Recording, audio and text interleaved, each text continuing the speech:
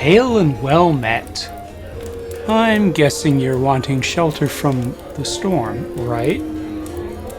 Well, it is a cold night out there. Why don't you pull up a chair by the fire? I have just the thing to pass the time. A story. I call it Myer's Helping Hand. This is part 2.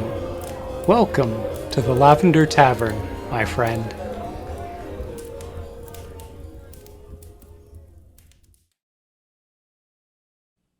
According to Myer's tracking spell, there were now 9 Stepwises.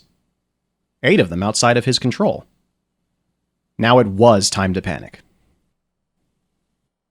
Myer tried to slow his breathing and thought of his lesson on runaway magic. How could he not think of it? It was the highlight of every ministry student's first year of study. The magister who taught the course showed them how a magic spell that simply doubled objects would lead to disaster. He started with a copper coin and kept doubling it with a simple incantation. The single coin became 2 coins, then 4, 8, 16, 32, and by the 10th doubling, the magister showered the podium in copper and told the students that there were now over 1,000 coins. Before he made all but one of them disappear with a flourish. Any magic that was not properly cast could lead to runaway magic. He had scraped the chalk across the large slate at the front of the class, then tapped each syllable, emphasizing the word. Catastrophe. Myer reread the spell he'd written to conjure the first demon. There were no flaws that he could see. No, Stepwise had been copied by human means, at least at first. He bit his lip. Stepwise? Double yourself? He said with some dread. Stepwise stretched and split down the middle. Now there were 2 Stepwises in front of him. 11 red spots on the line symbol. Catastrophe.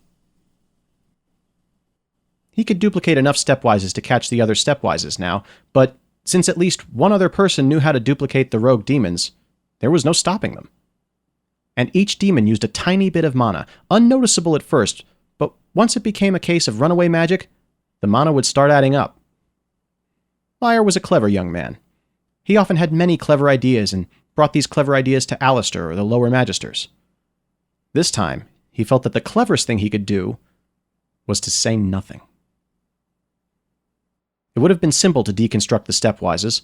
All Myer needed to do to make them disappear was to reverse the spell inscribed on the sheet of parchment he now kept locked in the bottom drawer of his chest of drawers. He could even tear the parchment into pieces if he did not mind the thought of every Stepwise suddenly deconstructing violently. But the moment Myer broke the spell, all of the accumulated mana that animated the demons would instantly flow back into the mana reservoir at the end of the street, and from there into the neighborhood's ley line.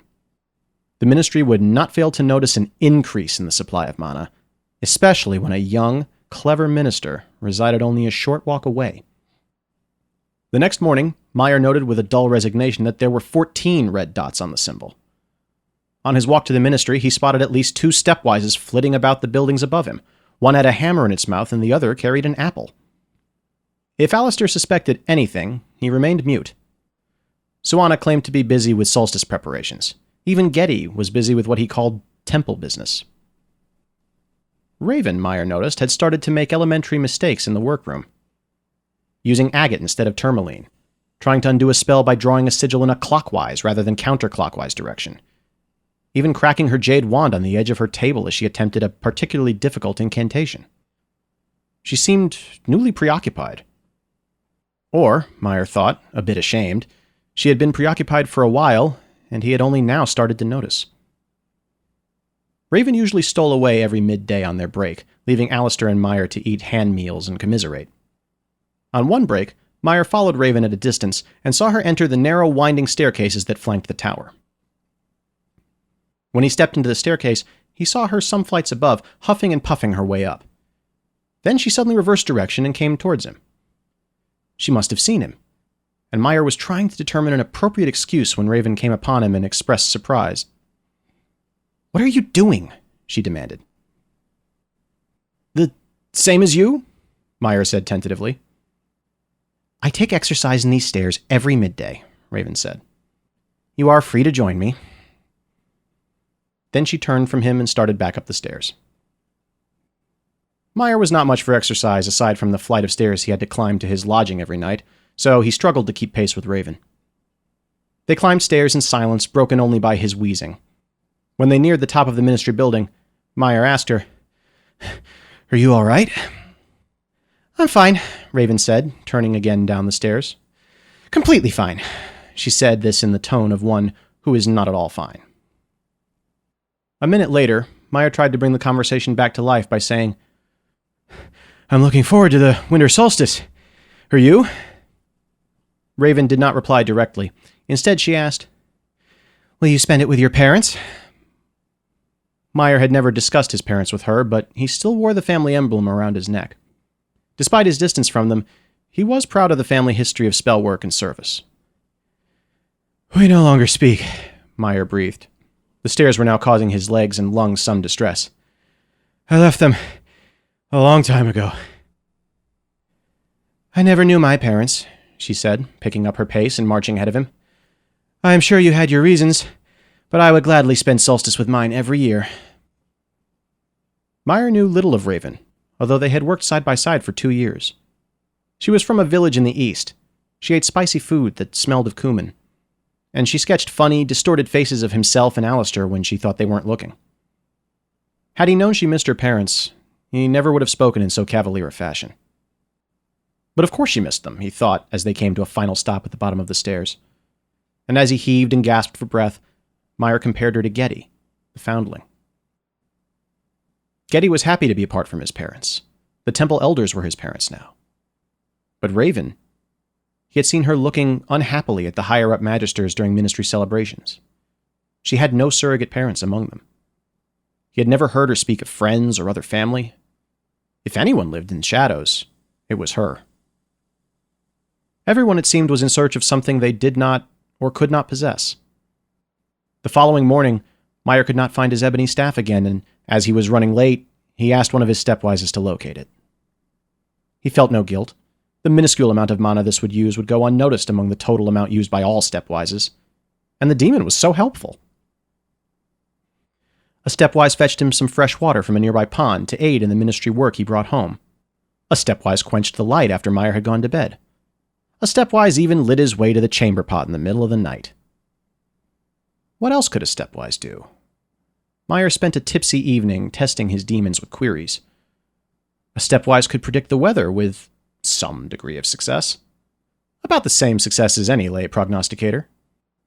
A stepwise could determine the best path to take to reach the archives and warn if a horse-drawn barrow had upended and blocked the way. What else? The next night, Swanna came up with some solstice pie of her own, claiming that Myer must be hungry. How had she known his pantry was bare? Could a stepwise have told her? Myer cringed and asked, "Stepwise, how much food is there in Swanna's pantry?" And Stepwise told him. Myer had always slept well, but now he stayed awake most nights. Not from the worry that consumed him. He had resigned himself to that. But to the fighting and shouts that started as a murmur and rose to a din each night as the days until the winter solstice ticked down. "I know you were with that woman," a man yelled to his partner from across the way.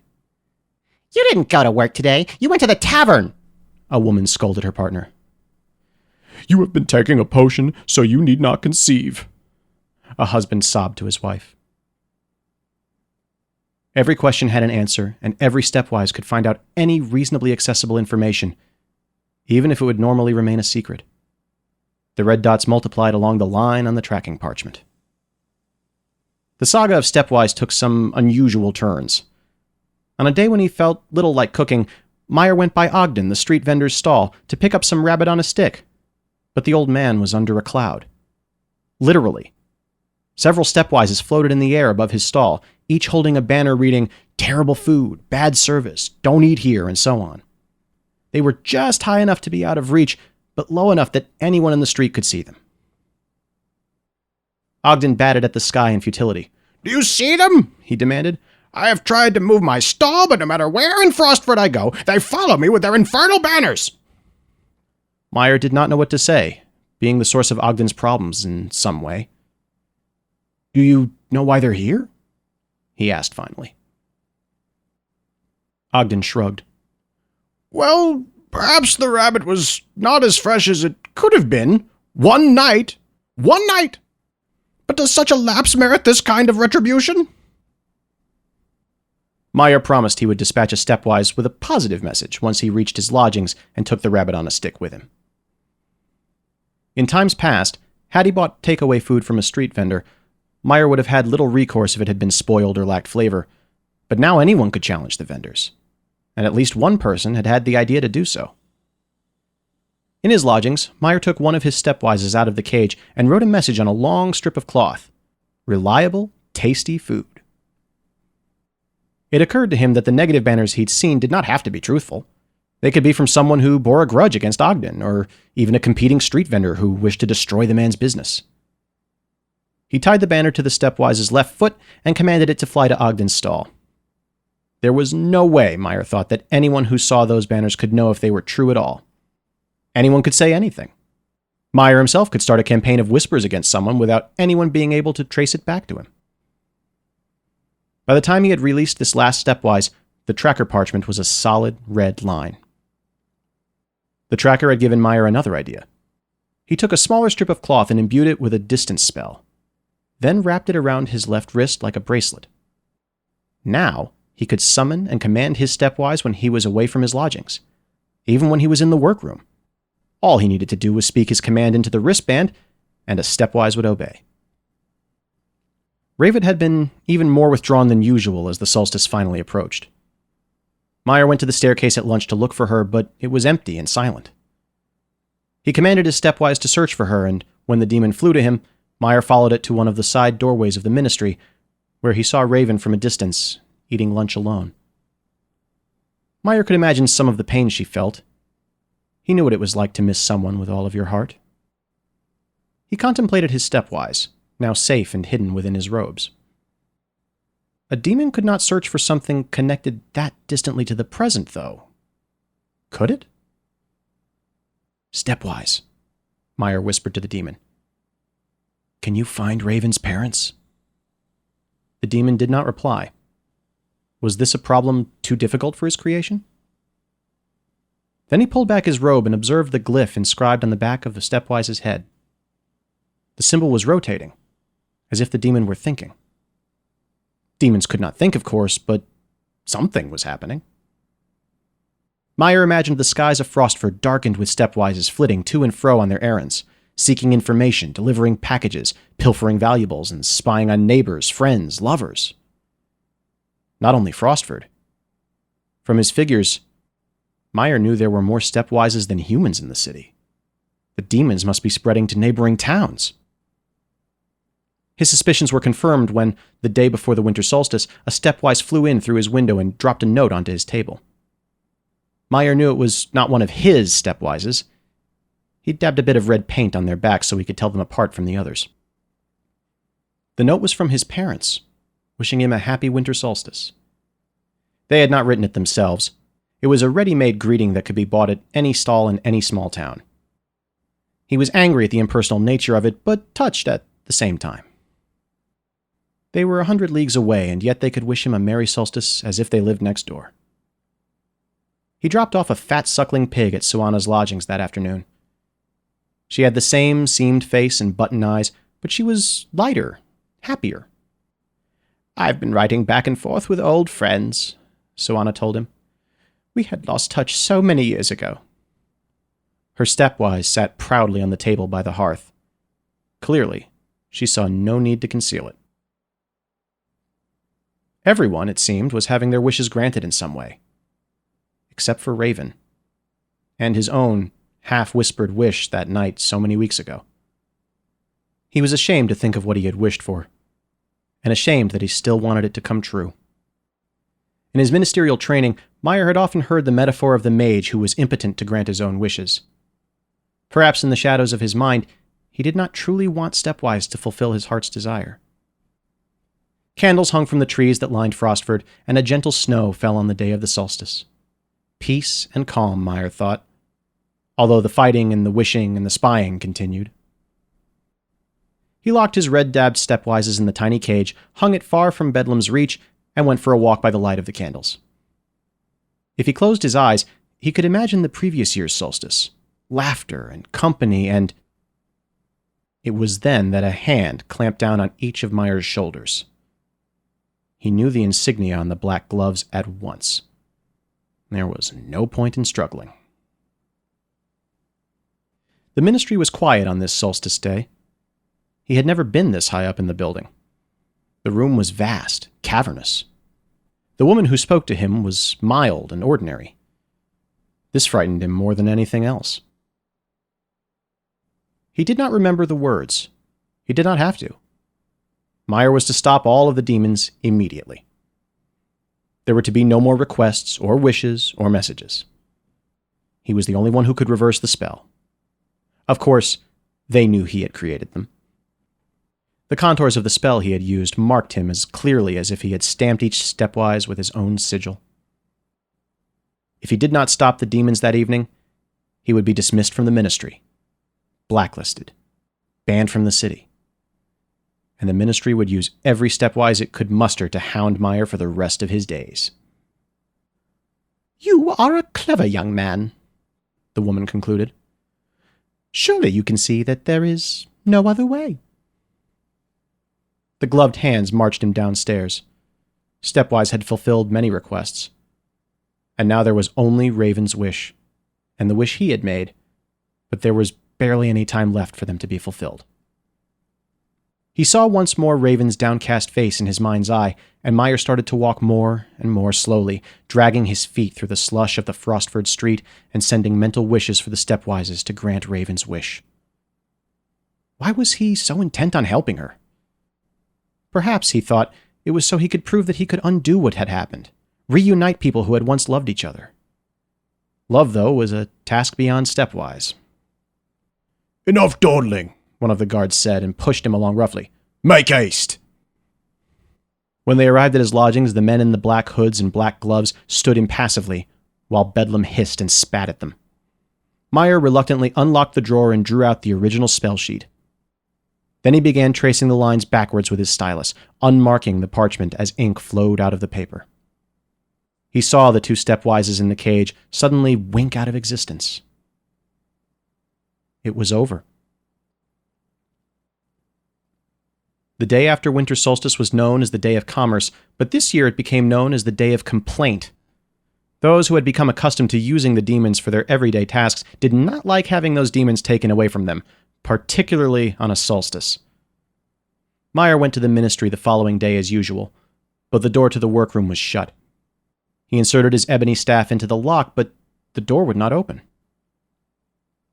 He started to wiggle the staff back and forth in the lock, but from behind him, Alistair said, "You need not bother." The disgraced former magister was wearing street robes, and he held out a square of parchment with Myer's sigil on it. When Myer took it, it unfolded into a letter that explained that his employment was severed, and listed the items he was to return to the ministry. "They did not tell me they would get rid of me," Myer complained. Alistair smiled. "You knew too much." "Can you at least let me in so I can retrieve my summer robes?" Myer asked. The other man held up his own letter. "It would seem that I knew too much as well." But Alistair was too easygoing to stay despondent. "No doubt they have been planning this for me since my demotion." He tore up the letter. "Let us go fetch a drink." "Where is Raven?" Myer asked. Alistair shrugged. "I wonder if she arrived early and received her own letter at that time." Stripped of his ministry possessions, Myer accompanied Alistair through the ministry, where people deliberately avoided looking at them as they passed. Then no doubt watched them with fascination from behind their backs. Myer felt guilt over Raven. She should not have been caught up in this. She was completely innocent. Then he saw her in the ministry rotunda. Her hair was well trimmed, and she wore gray robes. The mark of an archivist. Their eyes met, and Raven pointed to an alcove at one side. Myer left Alistair and went to meet her. "I have been promoted," Raven said. "You know what happened then?" Raven smiled. Everyone knows what has happened. They have all kept silent about it. So, Raven had pulled success from his ashes. Myer was happy for her. I wish you well, he said. She seemed much happier than before. I have you to thank, Raven explained. Then, seeing his confusion. Not for the promotion, that was a result of my own efforts. Myer shook his head. You always criticized the ministry. You insisted on doing your work in your own way. Myer, Raven said patiently, you need to know when to say something and when to do something. I saw Alistair demoted for embezzlement, and both of you banished to the basement for going against the ministry. I kept to myself and performed my duties. Then they discovered that I was one of the few people at our level who had not used a demon, and they appreciated that. Thus, the promotion. Then Raven could not have used a demon to find her family, Myer thought. I did ask Stepwise to locate your parents, he said. I am sorry that it was not possible. Raven shook her head. Your demon did find them. Or some other demon did. A Stepwise brought me a map of a village far from here where they live. It happened yesterday around midday. On a day of sorrow, there was a bit more happiness for Myer. Are you going to visit them? He asked. She smiled and tossed her red hair. I am not yet sure. Perhaps, or perhaps not. I appreciate having that choice. Raven told him she had to return to work and gave him one look over her shoulder before she left. The ministry has always wished to control information, but you have shown me that there is another benefit to having access to it. Not the knowledge itself, but the possibilities it brings. Myer watched her go, then accompanied Alistair to the tavern. They sat in a hot, noisy tavern and drank grog and cider and mead. This won't last, Alistair said at one point. The inhabitants of Frostford, of every nearby town, will not rest until they have their demons back. He gulped down more ale. Once a Stepwise is out of its cage, you cannot put it back in. Myer was about to protest that he had kept two Stepwises in a cage for some time, but he was feeling very muzzy. He had more pressing concerns. What will I do? He moaned. They've put a black mark on my record. Alistair slapped him on the back. A black mark from the ministry can be seen as a mark of honor to the right people, he said. Then in a more confidential tone. There is some talk that the Merchants Guild wishes to use demons to expedite their commerce. Would you be a part of that talk? Myer asked. Alistair placed a finger to his lips. I believe there will be opportunities for clever folk, young and old, to bring your demons back to the world, in a safe and secure manner, of course. Of course. You could be instrumental in creating the appropriate safeguards, of course. Of course, Myer said. And that was that. From ministry to commerce in one day. He would be the first man in his family to have a second profession. Myer stumbled home, the icy chill of the winter wind driving off some of the effects of the ale. Bedlam fussed and complained about the earlier intruders, and, as Myer soothed him, there came a knock at the door. It was Getty. Long hair and bushy beard encrusted with snow and ice. He held up 2 street tankards of ale. Care for a sip? On such a day, Myer would not refuse more alcohol. He gave Getty a towel to wipe his hair and beard and untied the strings from around the mouths of the street tankards. Then they sat and drank until he was even more drunk. It was I, Myer stumbled. It was me, I did it. Getty had no idea of what he spoke, so Myer explained. Did not take all that long.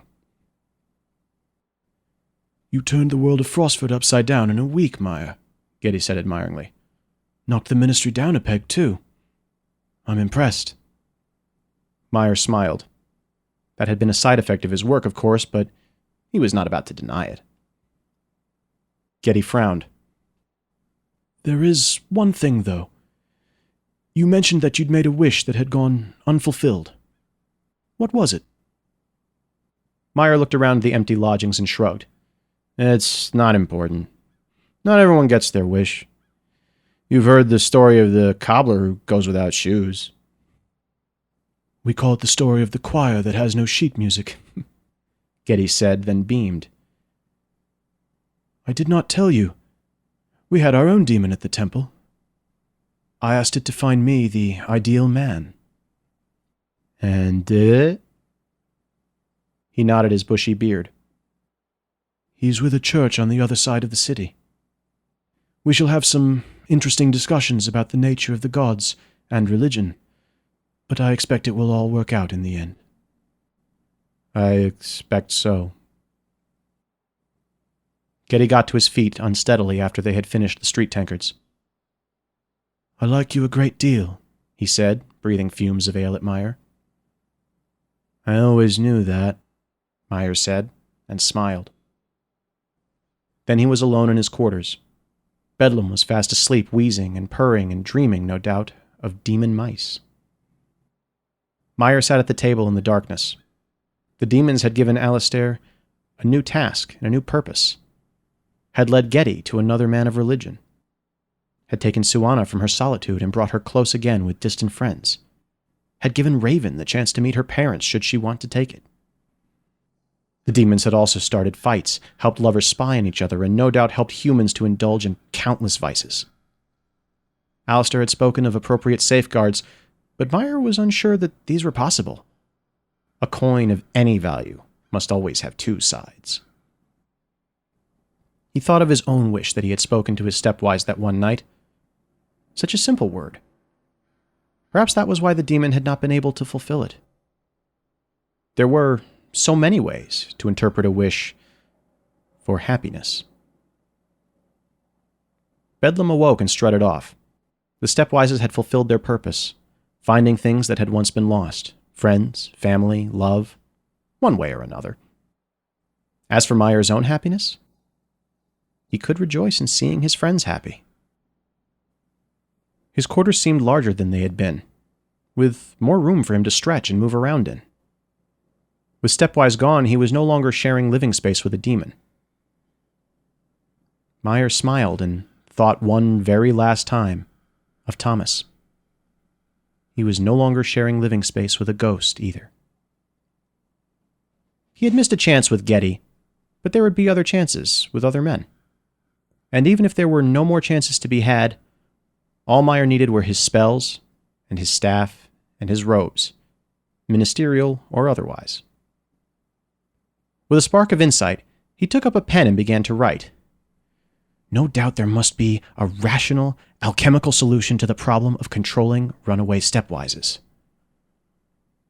Myer looked around for his ebony staff and saw Bedlam trotting away with the staff clasped between his teeth. Bedlam! Myer cried. Bring me back my staff! I have work to do!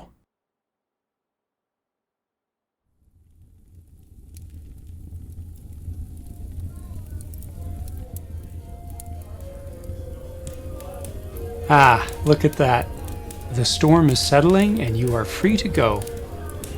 Of course, you're always welcome to sit by the fire and stay a while. There are many more nights and many more stories. Tonight's story was told by Trevor Schechter. Find our credits, merch, and more stories at lavendertavern.com. Interested in having your short story told at the Lavender Tavern? Submit a copy of your writing to us at www.faustiannonsense.com/Lavender Tavern Submissions. The Lavender Tavern is written by Jonathan Cohen and produced by Faustian Nonsense.